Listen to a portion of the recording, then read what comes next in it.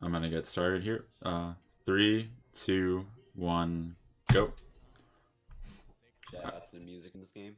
Yeah, it's great. Yeah, music is great. So, kind of the premise with this game is, as the name suggests, there are 8 different paths you can take. There are 8 characters that you can kind of recruit along for your party, who each have their own stories. This category will be Cyrus, the single story category, because the game's credits unlock when you beat the game as the character that you start off with. Worth noting, each character kind of has their own mold of like RPG class. Cyrus functions similar to like a black mage, so most of his strengths come in the form of very strong black magic or like elemental magic.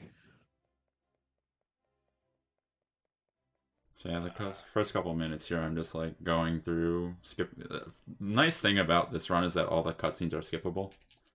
Yes, you just and the nice thing is it buffers too. So for the very first frame, you're holding B. The cutscene skips. It says your mic is a little bit low, or maybe that's talking about me. I don't know. Could be talking about you because I wasn't talking that much. Yeah, probably. I can see if I can turn up Discord a little bit in a second when I. You probably. Okay, yeah, you can hear you. It's I'm being quiet. Yeah, you can probably just buff me up in Discord.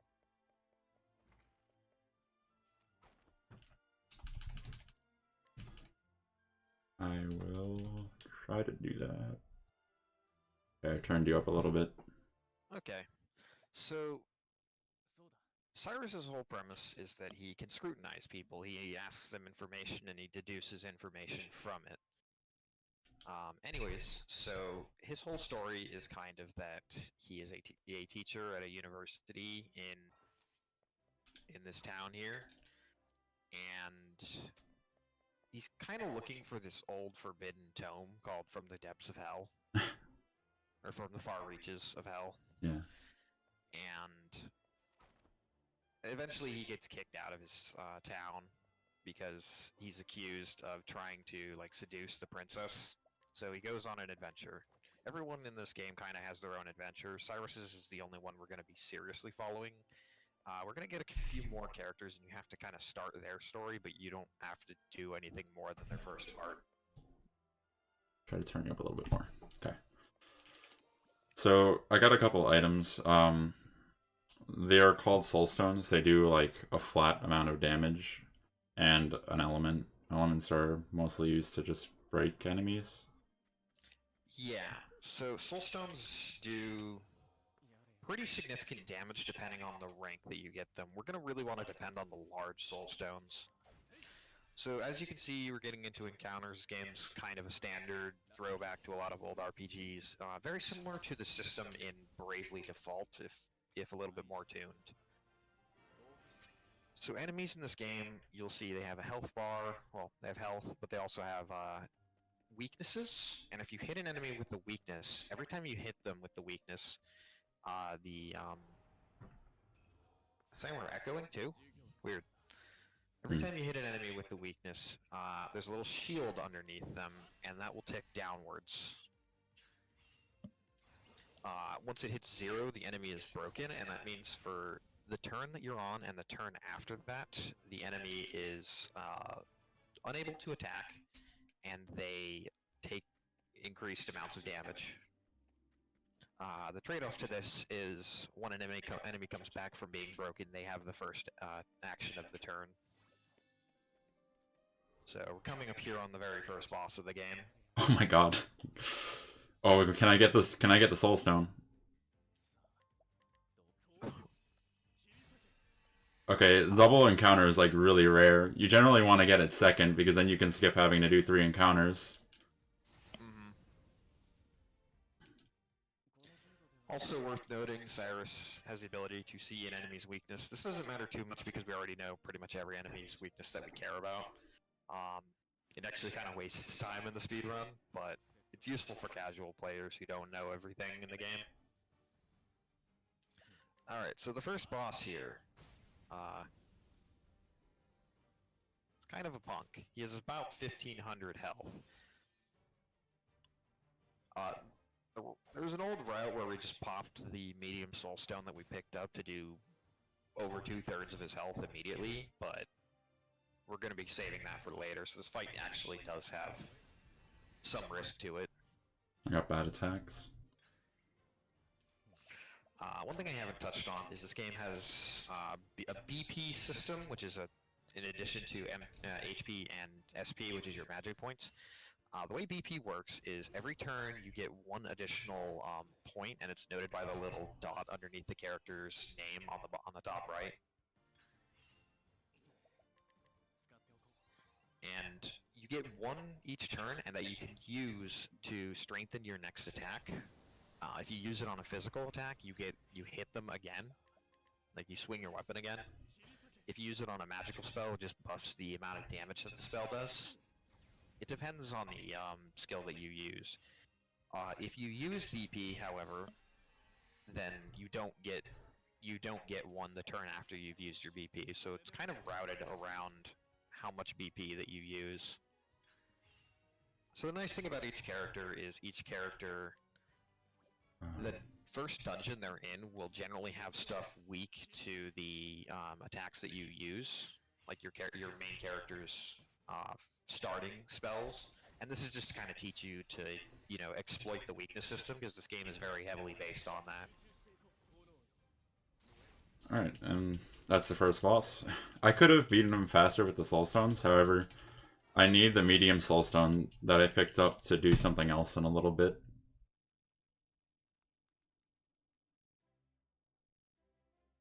So I'll admit that this run is... there are a few parts that are really, really random. And there's not much I can do if I get bad luck, so I kind of just have to keep throwing myself against a wall and hoping for the best. Fortunately, this game has a very, very generous autosave system where every time you go through a loading zone, it autosaves before you entered. So dying in this part coming up isn't a huge deal because I'll be right next to the loading zone I entered from. Yeah, this game has a pseudo-random encounter system. The reason I say pseudo is, while there is some level of RNG to it, it kind of works on this little step count where there's a bare minimum number of steps that you can take before the encounter can trigger, and then there's a maximum. So within that, between that sort of margin of steps is when the encounter will happen. So it starts counting down from when you start moving. I don't know the exact number of steps, but you kind of develop a feel for it over the course of the run. Yeah, so right here, there's a chance I can make it without an encounter, but I'm probably going to get an encounter. It's very rare to not get... Wow, that was kind of early for an encounter. This is a good encounter to get, though, because they're easy to kill. Encounter manipulation is a big part of running this game. Some screens, it's just you're going to inevitably get some. Other screens, you're going to just... you're going to kind of hope that you don't get encounters, because the amount of steps that you need to take will fall within that margin of the minimum to the maximum number of steps you can take before you get an encounter. Yeah, I need to talk about Whistlewood. Oh my god! Is this good? Wait, I don't know if this is good. Okay. I'm not familiar with this encounter. I've never seen it before. Oh shit! I didn't know. I don't know what this dude is. I have never seen this enemy before in Whistlewood. This is crazy. Okay. That was bad. Whistlewood's the first major roadblock of the run. I kind of need to keep going in here until I get a good encounter. And a good encounter is anything that isn't 4 frogs or whatever the hell I just ran into.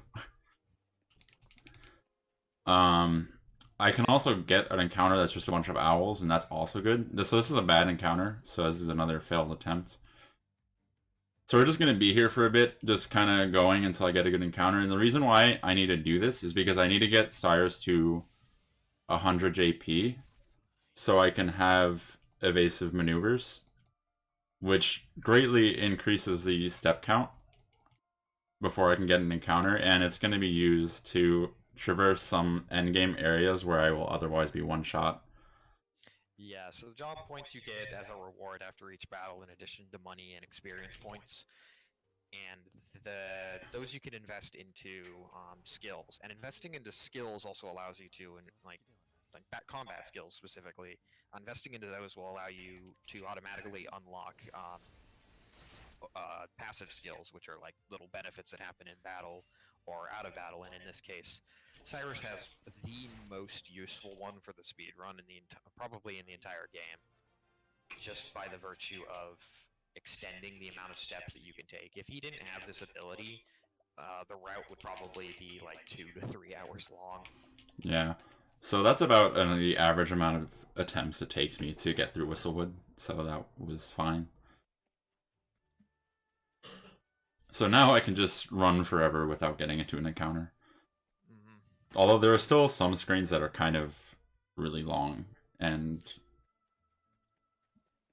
troublesome. Yeah, by virtue of this game being generally open-ended, you can go and get whoever you want, do whoever story you want at whatever time you want. Everywhere is pretty much open to the player at the beginning of the game. So even though we're only level like 4, we can go to areas that the game recommends you to be at level 55. The only like intended roadblock is that if you get into an encounter, you are screwed. Yeah. But there are many screens that we are very familiar with the step count, and so with really good movement, we can skip through really high level areas and just, you know, grab things from late game and use them much earlier than intended. So this game has a fast traveling system where you can like travel to a town you've already been in. So there I tagged Ripple-Tide. I'm gonna come back to that later. And I'm just gonna go real deep with Cyrus right now to like a really endgame area. Yeah, the main perk of being able to go around to late game stuff is a combination of money and soul stones.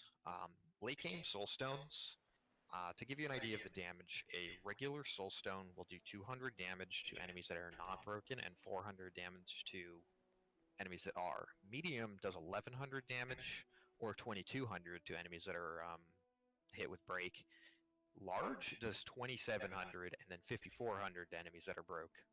To give you an idea, the final boss of this run, I think, has about 70,000 health or so.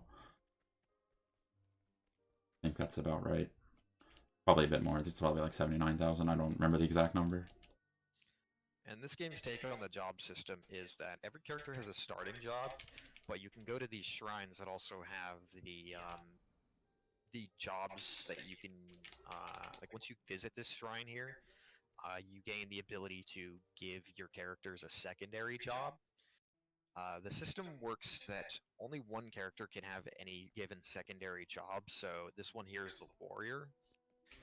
Only one character can have the secondary job of the warrior, and the warrior is really nice for the run because it has a really useful set of skills for aggro control, because sometimes you want an enemy to target a specific character. And this is going to be useful much later. Like, we're talking literally, this is useful for the final boss. I saved there to be safe because I could actually end up in a counter like right before the loading zone and the counter one-shots me. Shouldn't they be drawn larger and larger as they gain power? That is some cosmic brain thinking there, dude. So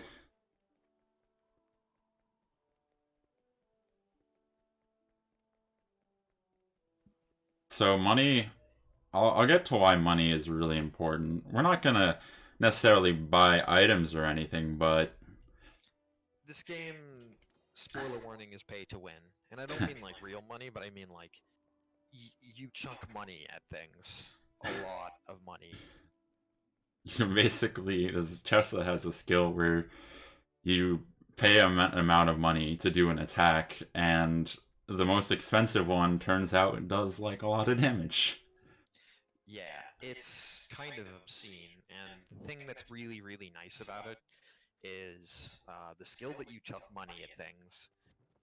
the damage is constant, which means it does fall off for like really, really late game purposes casually. But for the speed run, like no matter how low level you are, throwing money at things will always do really good damage. What if I PB this run? Wouldn't that be hilarious? That would be great. It's possible. Like, this run's so random. I haven't been able to PB in a while.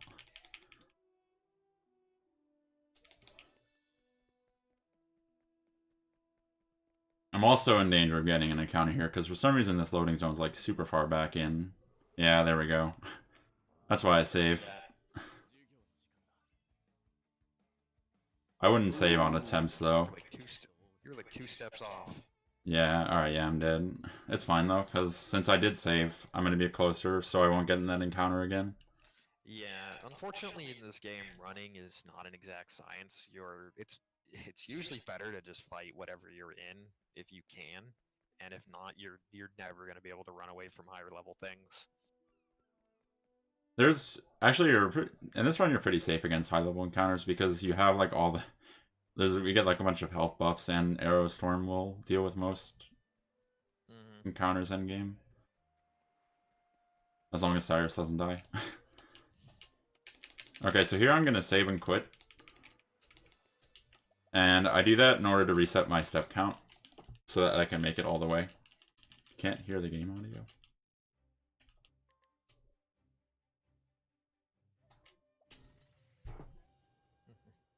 And turn it up a little bit. Yes, as Streiser says, the best thing to do is to throw money at the event.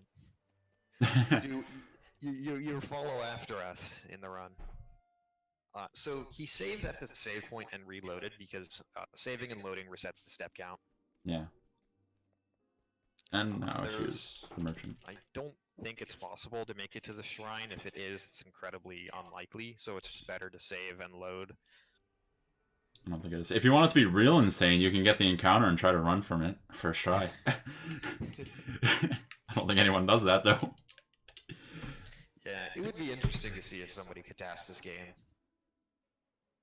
Alright, now we're finally going to head to Ripple-Tide because due to having evasive maneuvers, we just kind of decide to go out and get everything now. Here's best girl. Best girl, best character.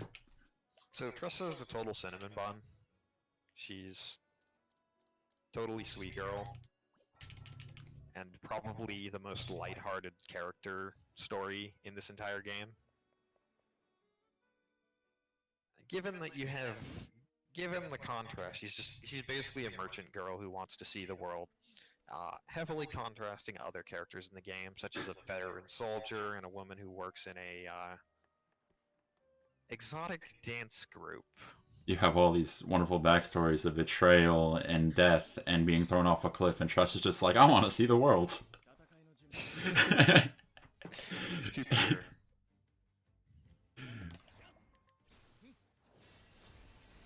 Anyway, so Tressa is completely broken. Like, anything else in this game that you think is broken, Tressa surpasses. Her particular speedrun is like 5 minutes faster than the next fastest character. In fact, I want to say it's probably closer to like 8. Yeah, so Cyrus is the second fastest character in the game at 52-ish minutes. Tressa's 55 or 45. Cyrus probably could be under 50 minutes, but if anyone wanted to be insane enough to do that.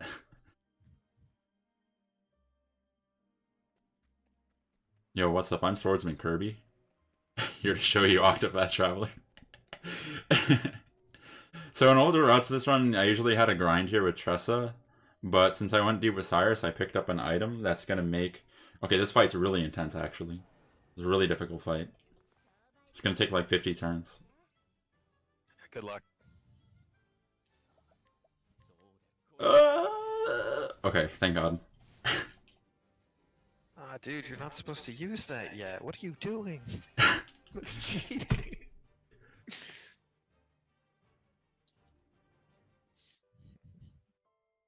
So yeah, those are kind of the pirates just taking over this town and wronging people of their money and hard work. And Tressa just doesn't like that.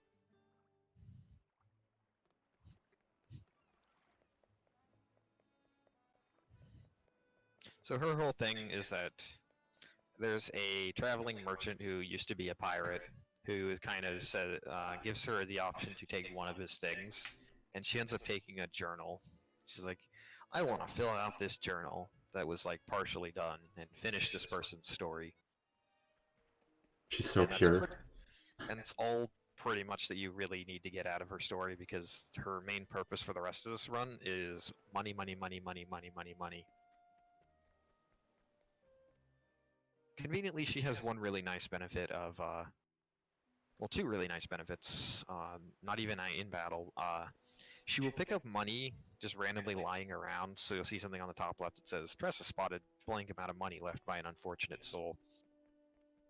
The other thing is she can purchase items from NPCs, and sometimes NPCs have really useful items, such as sellable valuables and large soul stones. I've never gotten an encounter in this room. It's weird.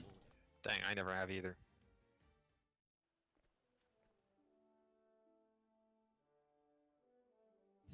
I have not actually seen somebody successfully run very often in this game.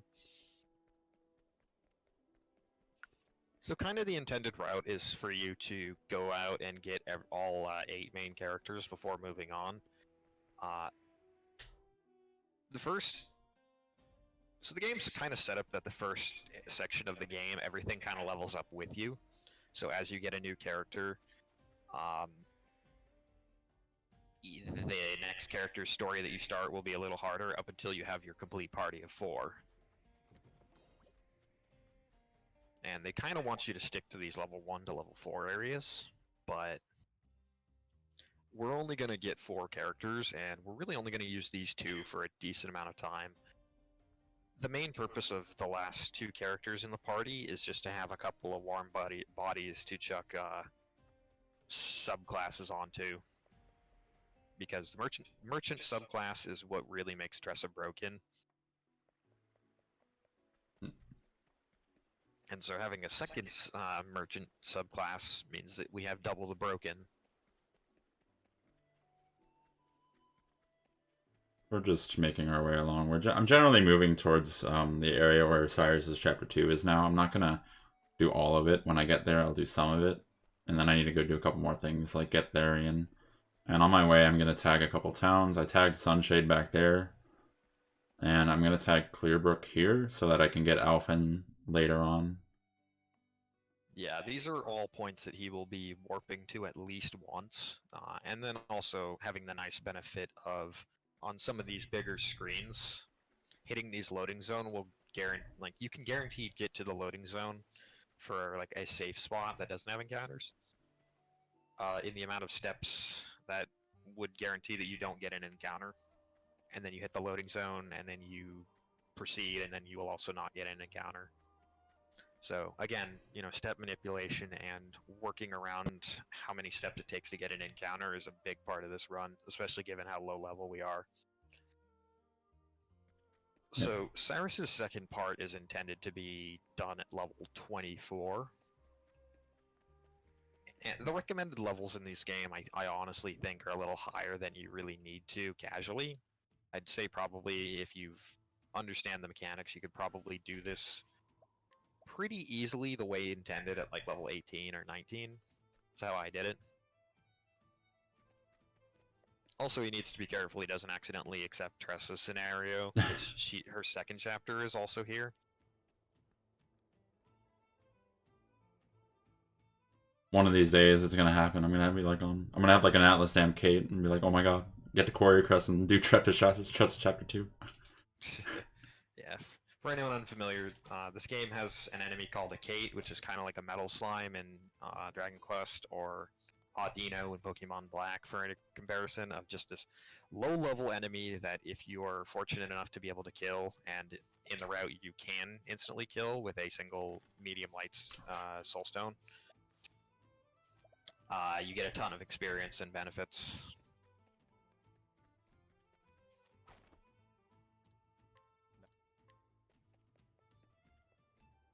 So that's where you get the replacement soulstone. I'm kind of used to an older route where you don't where you don't go to Whistlewood. There's a couple soulstones that I'll pick up, like that aren't in that route. There's one after Quarry Crest I'll pick up. I love these multiple choice questions. It's all the middle option for this one. Yeah. I also love the visual effects on that screen, where like Cyrus' sprite is like trying to be illuminated, but it just leaves these weird artifact pixels. Yeah, they run this game on the Unreal 4 engine, and at times it makes things look really cool. At other times, I kind of question the design. Oh, you go to Derelict Mine. I have not done this part of the route. It's for another soulstone large. It's just right at the front door. It's kind of easy to get.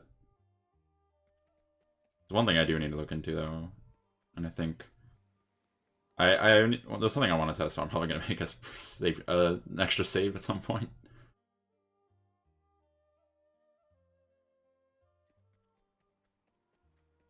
All right, so now I'm on my way to Therion.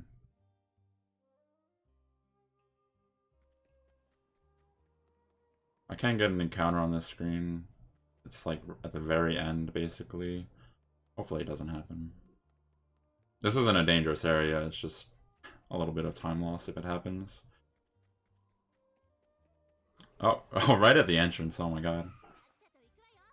Yeah, it tends to happen like a disgustingly close amount of distance. Okay, first try. Oh my god, I was basically loading into the thing already.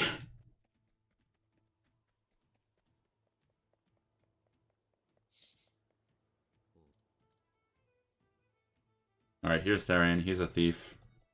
Yeah, he kind of doesn't even fit with the other characters, because you have a good, honest merchant who hates corrupt people, and then you just have a thief. He's useful because basically because of like two skills, Armor Corrosive and Shackle Foe. One lowers an enemy's defense and one lowers their attack. And he also can open up chests that were only meant for him, which a little annoying mechanic in a casual playthrough because you almost felt punished for not having Therion with you. And no other character had that experience. I guess maybe Tressa because of the money. Yeah. Casually, he also strictly outclasses Tressa's overworld action, because why would you ever purchase something when you can steal it? It's about Yeah, morals. Anything people have, you can either purchase or steal. We purchase in the run because some of the really good stuff, the chance of success on a steal is like 30%, or even as low as 3%. So it's just unreliable.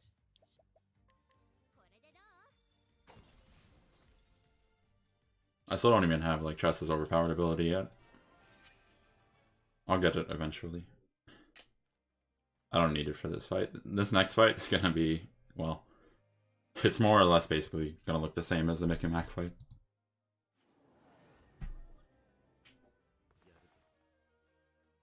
So it's gonna take 50 turns.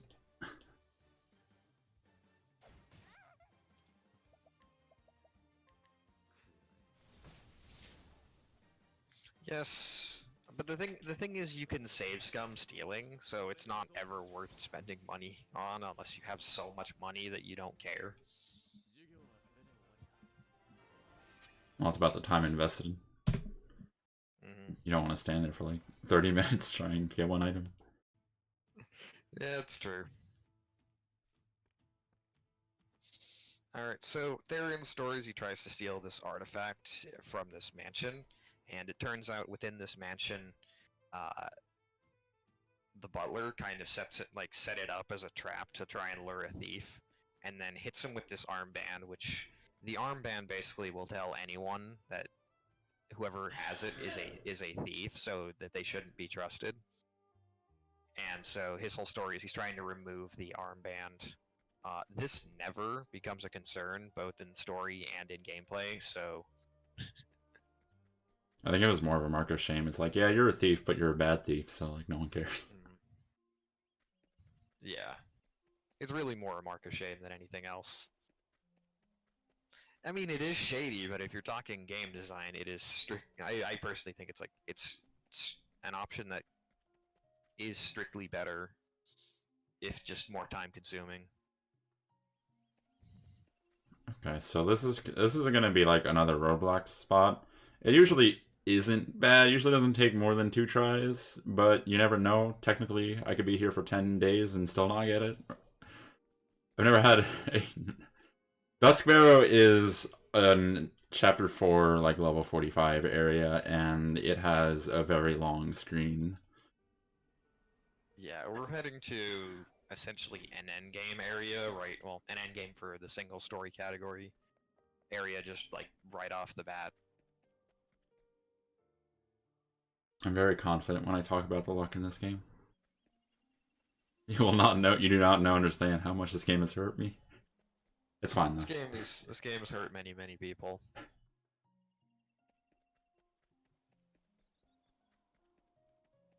So yeah, we have a level 2 guy in our party. Level 45 area. It's fine. Yeah. Okay, I made it. I don't think I've ever gotten an encounter on this screen. I'm ready for the day. I'd say you probably have like a 3 in 10 chance, maybe. I'm just like pulling that number out of my butt, but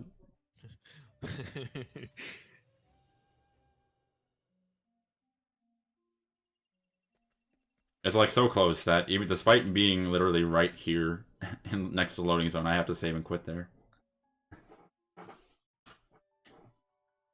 Yeah, so that chest just has an antique that you can sell. And in this town, there's 2 really good treasure chests. And then this guy will sell a curious antique for about 2,800 that we will sell later for about 9,300. So it's a 7,500 profit.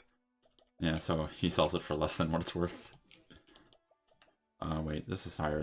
Yeah, okay. I don't know why I checked. I should have known that.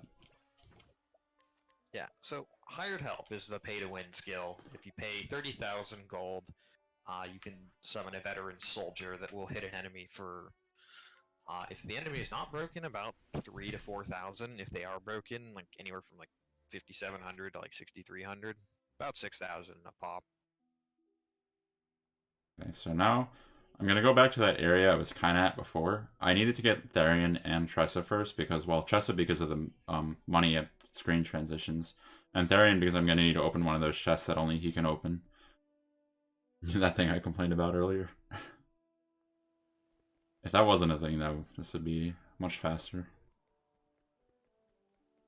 I'm going to take this part a little bit safe because I do need to pick up an extra item in the Everhold area. And I can either make 2 decisions. One, I can get a 3 in 10 chance for an encounter. That's actually about the right number. I'm not pulling that one out of my butt. Or I could just lose 15 seconds to reload the area, which I'm just going to lose the 15 seconds to reload the area because the alternative is get an encounter and lose like a minute and a half.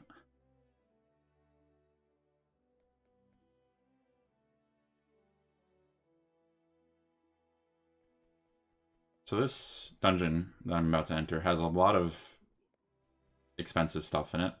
It has a pretty decent money chest and a weapon that I can sell for quite a lot.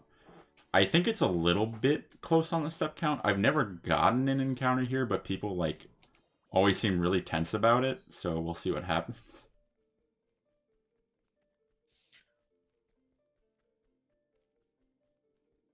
I'm gonna do a little trick here though. There's a boss room here, and there's like a prompt before I enter it of whether or not I'm ready. And by saying no to the prompt, I reset the step count. So I can get this without a problem. And I'm just going to come down here. I think this one's kind of close. Okay, I got everything with no issue. I picked up the pomegranate, right? I just want to check. Yeah, I did. And I go to... Is this one I go to? Yeah.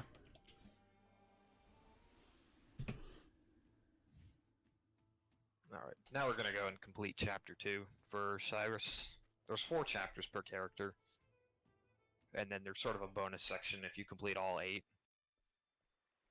But that's its own category, and that's about 4 hours long, so we ain't got time for that.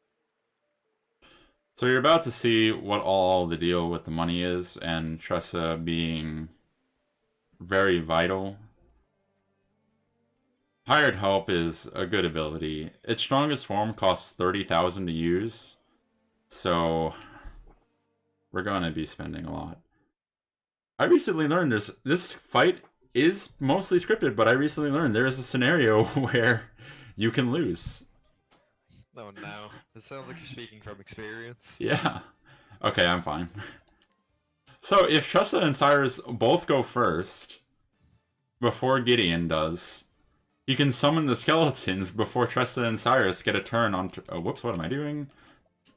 Okay, I didn't do anything bad. I need to wait a turn for the extra boost.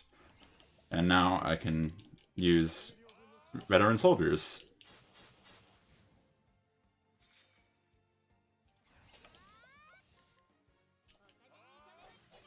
Yeah, so they're kind of do an obscene amount of damage, and it's fixed, basically, so Yeah. no matter what level you're at, they will always do about as much damage as we're dealing right now, because it's not affected by any stat. And what kind of really makes it OP is the fact that if you use more BP, you hit multiple times with the hired help, and it doesn't cost you any more money.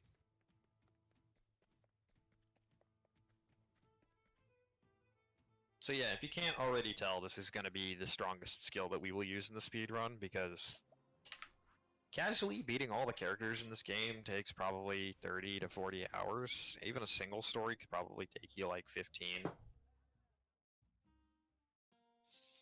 And the speedrun to this game is less than an hour, so yeah, you kind of have to get creative with the route if you want to beat it at such low levels. So I need to go a bit out of the way here to pick up some items. The town I'm going to isn't relevant to the story at all, unfortunately. But there is a pretty useful item I can get here that will raise character by 500 health, and I can equip 2 of those per character, so 1,000 health per character, which makes the last 2 fights possible. Mm-hmm.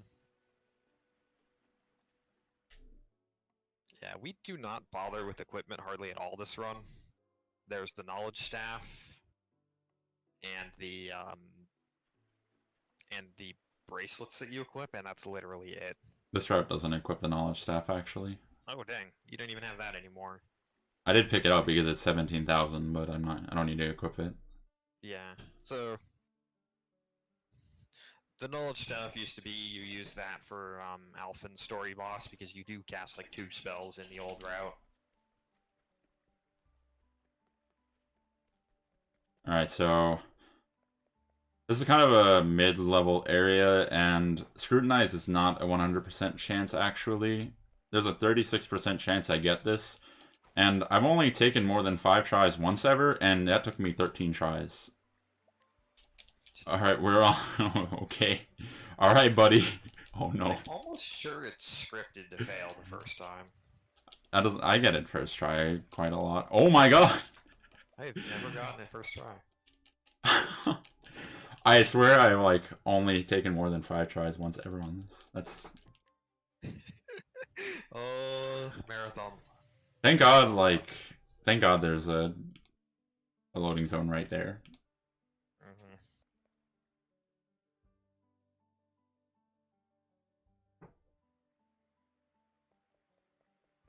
Hopefully it doesn't take more than 10 tries. Okay. He just wanted to test me. Nothing reminds you of Therian's anything, because Therian has a 3% steal in the route. Yeah. It does, and I want to run him. I don't know why.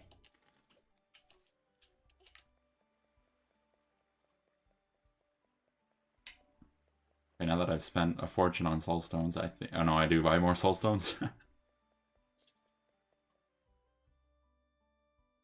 Yeah, first try. Saving and quitting means it never happened the first time. Basically. Seems legit. Okay, so these empowering bracelets give 500 health each. And now I'm going to sell a bunch of items that I picked up. Oops. This dagger I got from beating Gideon. That's why. I'm gonna sell the healing items just in case. And now, did I do everything? I think I did. I think that was everything. I'm gonna go do Alpha's chapter.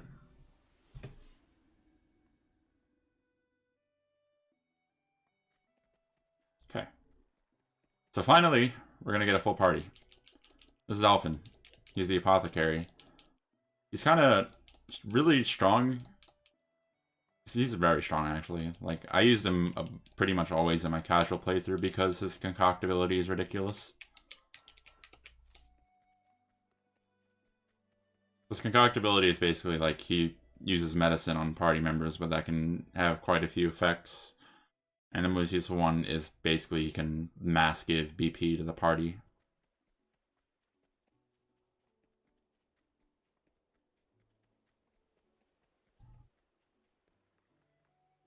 I also kind of want to run Alphan's story, only because I think the intro to his boss music is sick. I love it.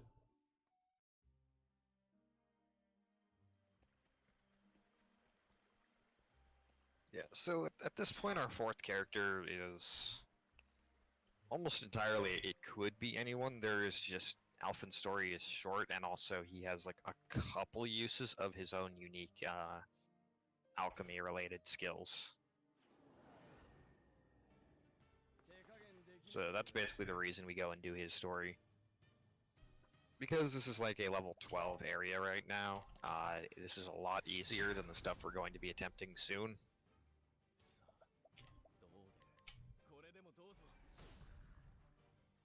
I'm just gonna beat him up with soul stones, like all the other bosses. There are scenarios where the snake doesn't get a turn, and unfortunately, he did.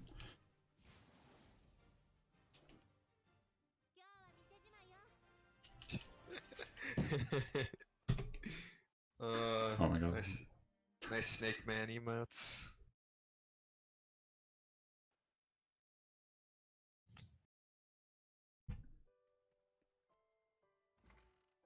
Alright, so we had a long period of time where nothing could really go wrong aside from Dusk Barrow, which went fine. Now, in a little bit, I'm gonna go do Cyrus' chapter 3, and this is like the biggest roadblock in the run. If you ask people about the Cyrus run, they'll probably complain about this chapter the most. It's funny because like even the final boss is like easier than this. Yeah, this one just depends somewhat on turn order and a lot on what your enemy does. Leghole Trap, Narrow Storm. Leghole Trap is a very useful ability that... Whoops, have to buy Sidestep first. Leghole Trap makes so that an enemy is set to go last on their turn order. Yeah, you're not preventing them from having turns, but what you are doing is making sure that the enemy never gets too many turns in a row to just murder you. Like, being able to control the final boss's turn order is really useful. Menuing is hard. Alright, so now everyone has a lot of health. They'll still take almost all of this from any given attack in this area, but it's just enough to where you can survive.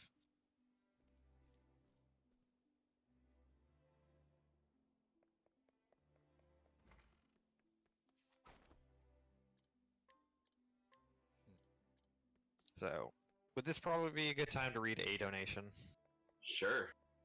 Strizer86 donated $5. Looking forward to meeting everyone. Walrus, one big day. And he put it to whatever is closest being met. Whatever that is. I lost track of that already. But I think that would be bonus levels in Ape Escape.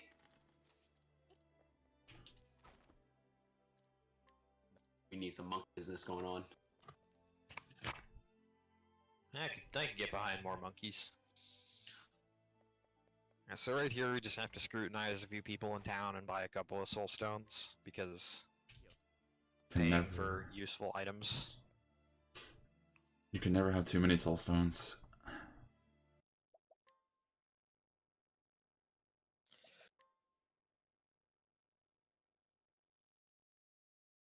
You know, it's always really tense, like how quiet the music gets at this part, because it's just like this part of the run is basically what will decide a good run or a bad run for if you're like grinding for a good run. Yeah, so what we're really doing here is we investigate this man who knows about the book that we're looking for, and his like family died years ago, and he's been secluded into his house. So we need to finally get some details out of him. And then the next thing we do is we actually head to the headmaster's house of our academy, who lives here. And of course, it's booby trapped, and he's evil. So Of course he is. Who could have seen it coming?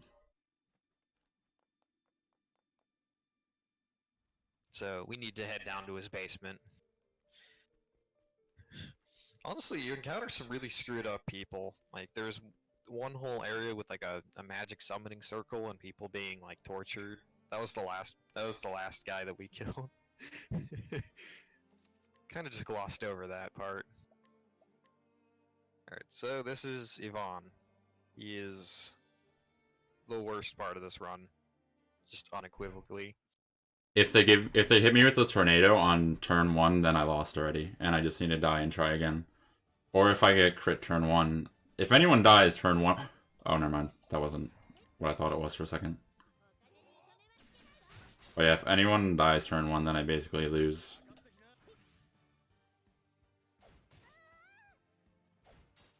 That might be fine, actually. I think... Oh, that's fine. Okay, I don't know... I'm not too familiar with this scenario, but I know it works. Well, I'm gonna do my best here. I've run into this scenario so little. I'm just gonna have to improvise.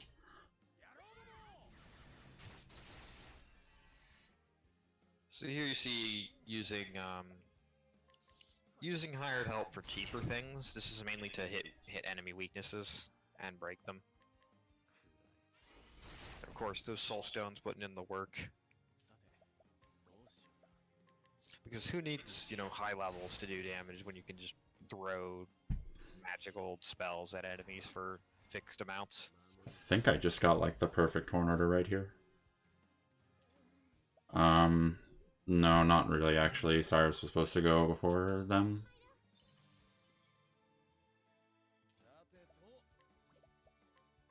Come on, 30%. Ah! That's concerning.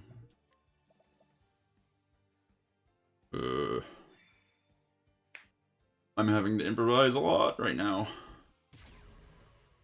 Yeah, Collect has a 30% chance of stealing about 16k, which is enough to do one more fully powered hired help. Now the nice thing about this boss is when you've done enough damage to him, Okay. he will he'll initiate his second phase, which means that he will burn a turn, increasing his guard, so it takes more hits to hit his to break him, basically. I think I should have this down fine. Therian doesn't do anything here.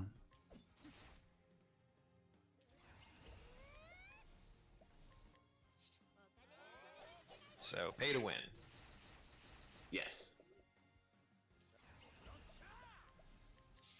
Like, we're checking money at this boss, while you guys should Okay. be checking money at this marathon.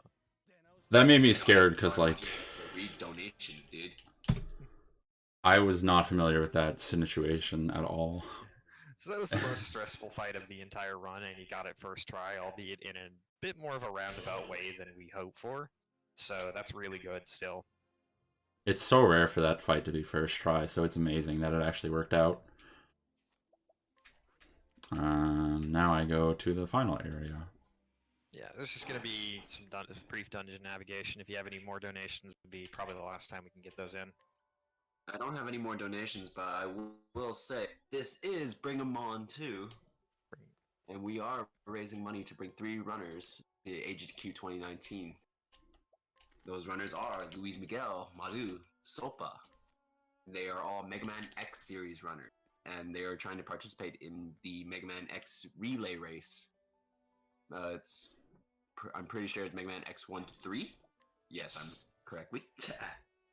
So basically, we're trying to raise money for them to travel, cover their travel costs, because yeah, getting to AGDQ is not exactly the cheapest plane ticket ever, Especially out of especially Brazil. when you're coming from overseas. Mm-hmm.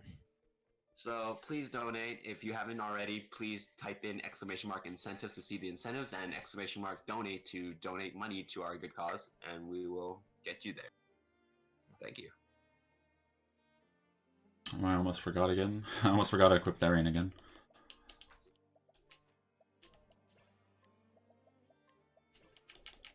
So at this point, Therian wants to learn the ability Shackle Foe and Steal SP or Steal HP. Doesn't particularly matter which.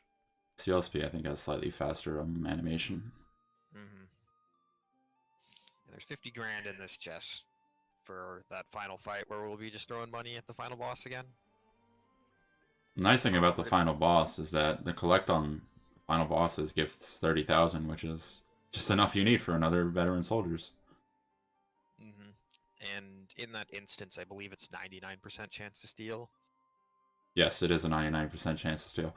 There's a 99% chance to steal on the final boss, guys. If I miss that, then I'm dead. The 1% This is scenario. This is gonna be the 1% run. I think there's a situation, there's a turn order you can get where it is 100%. Yeah, so we've kind of already taken care of almost every objective in the story. We just need to find out the person who has the book, who's just this kind of random woman. So here I need Therian and or Alphen to go first. They're both going first, which means this fight is now scripted. There's few situations that could happen. She could just end up going first, which would kill my entire party, and I would have to try again. Or if only one or the other for Therian and Alphen went first, then she could potentially crit someone in the party and kill them. However, Therian uses Shackle Foe to reduce her damage, and then Alphen will hire mercenaries to boost their defense. There was 2 crits, that's crazy. And Cyrus here is going to use Leg Hold Trap to reduce her turn order to like the very end, which is really nice because it gives me way more control over the fight. So this is where the Huntress and Warrior subclasses that we picked up really come into use. They have skills which hit an enemy 5 to 8 times. It's unlikely that they will like all hit, but it's a skill that uses no BP and can hit like usually at minimum 3 times. And the final boss of Cyrus's story is kind of like phase driven. The first phase, she's weak to like many different physical weapons, and then the second phase, she's supposed to be weak to magic, but we want to kill her while we're in this first phase. So we specifically want to break Lucia here on the 7th turn of the fight, at the very start. And then we're just gonna unload a metric ton of damage in a single rotation of items and spells. So here we're making the one use of Alphen's unique ability, Concoct, which is something that allows him to get a full party heal, and then he will also get a full party BP buff. With 2 BP, she will... So here I am using... Wait. Yeah, 2 BP. Here I'm using an ability called Sidestep on Tressa. It makes her dodge all physical attacks, and it turns out that Lucia only deals physical attacks. Yeah, for each sidestep hit, or each sidestep attack, she will dodge 1 attack completely. And this is where the Warrior subclass comes into play. We will also be using an ability called Insight, which causes aggro to target Tressa. I'm trying to be a little careful with my menuing here because I don't want to like do something wrong. Okay. One slip up and this fight has to be redone, basically. Really sucks. This is scary. Cyrus, please miss. Okay, thank you.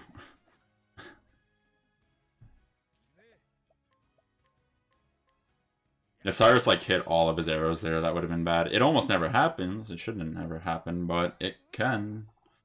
In some worlds.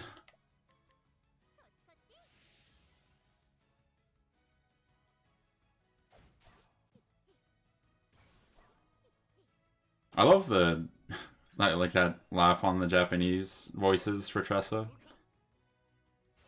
Yeah, I want to say, like, the voice doesn't like. I've been told by one person that the voice language doesn't matter except for Hanit. So it's kind of a matter of preference for most cases.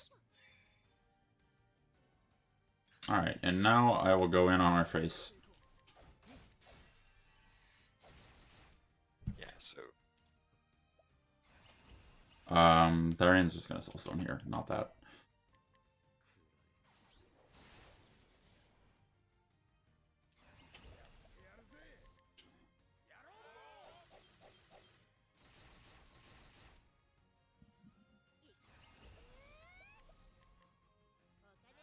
Alright, here comes the 99%.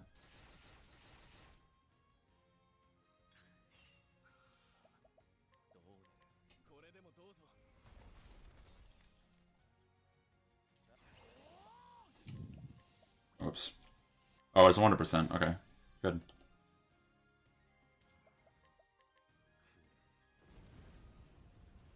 yeah. And this should kill it right here. Good job. Actually got, apart from like a couple instances of bad encounter luck, this run actually got some pretty good luck. Yeah, I think like on my way to the merchant class, that death, and then Whistlewood could have been better.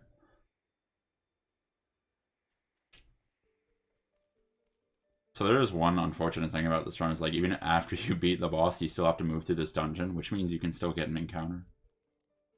Yeah, I've gotten that encounter before. It sucked.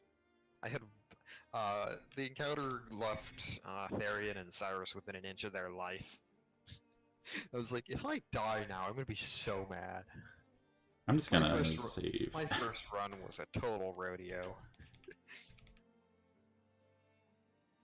I don't think I can get an encounter yet, but I was just gonna save there in case like the 1% happens. Yeah, my first run included a death, or nearly dying to an encounter on this screen, and I killed Yvonne with poison. Oh my god. I didn't think, like, I messed up my turn order and, like, did one thing wrong and didn't use enough BP. And so I poisoned him, and then he took 2 ticks of poison and died, and I was just like, this is a run for the ages. I almost had like a 56-minute time. My time's like 58:02 now, and almost had a 56-minute time, but I got an encounter right before the last loading zone, and it killed me. Oh no. I was so upset. Yeah, so here we're just kind of piecing together the story Yeah. of all the ancient books here. Time is coming up real soon.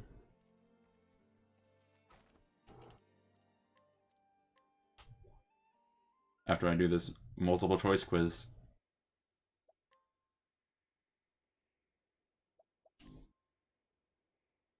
And time. GG. That's like a minute behind my PB. It's not that bad. Oh, you got a 59? Good job.